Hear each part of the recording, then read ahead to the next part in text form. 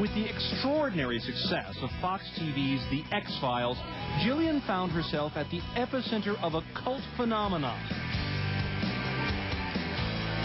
On TV, she's the cool and pragmatic Agent Dana Scully, investigating UFOs and alien visitors.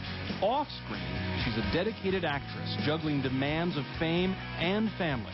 From spirited schoolgirl to rebellious teen to television superstar, success came from hard work, luck, and not being afraid to take some risks.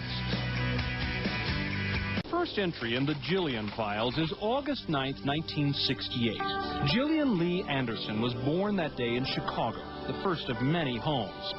Gillian grew up as an only child, a constant companion to her parents in a nomadic journey around the world. When she was 6 months old, the family moved from Chicago to Puerto Rico, where Gillian's grandfather worked in the Air Force.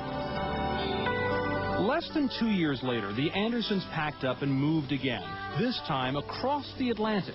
Gillian's father was pursuing a career in film production, taking classes at the London International Film School. Despite the instability and constant change in surroundings, Gillian was surprisingly grounded and confident. She may not have always known where she was, but she knew who she was. I always felt that Gillian was born, you know, telling people what to do or directing. She liked to be in charge of things. She always knew her own mind. She knew also that she wanted to do things Gillian's way.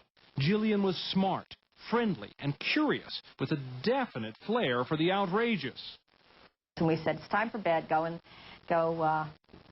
get ready for bed. And a few minutes later, she came back in the room and she said, well, I was in the bathroom and there was this great big spider. And she said, and here it is. And she opened up this tissue and dropped it on the bed between us. At home, life was changing for the Andersons. Gillian became a big sister in 1981 with the birth of her brother Aaron. About a year later, sister Zoe was born. Though years apart, the siblings were always close.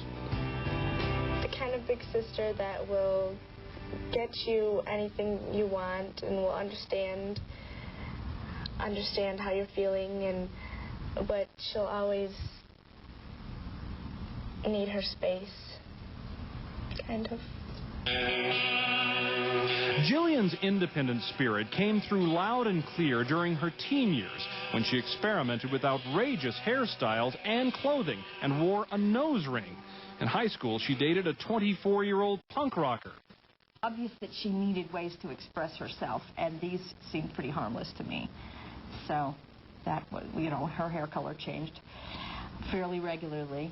I don't remember being particularly alarmed. I also probably felt, oh, you know, it's a stage they're going through. For Gillian, her rebellion was not a stage, but a natural part of expressing herself. Soon she'd find another mode of expression that would change her life forever. At the age of 16, Gillian Anderson was bitten by the acting bug after performing in a small part in local theater. After high school, she studied theater at DePaul University in Chicago.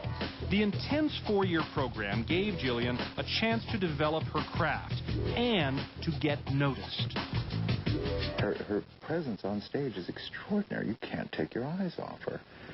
I mean, she walked in the room at the audition, and I knew. I could just tell. Every woman changes when they become a mother, and Gillian certainly was no exception, and perhaps more than some. She said so quite often herself, that she had been pretty self-centered for a very long time, and that it was quite a revelation to her. I think people are so used to her as Scully that they have no idea that she is she's got this big laugh, big girlish laugh. She's funny and personable. She's I don't think she has any interest in science whatsoever. Definitely accomplished everything and anything you could hope for. And she's certainly like a role model to me. Yeah, I'm proud.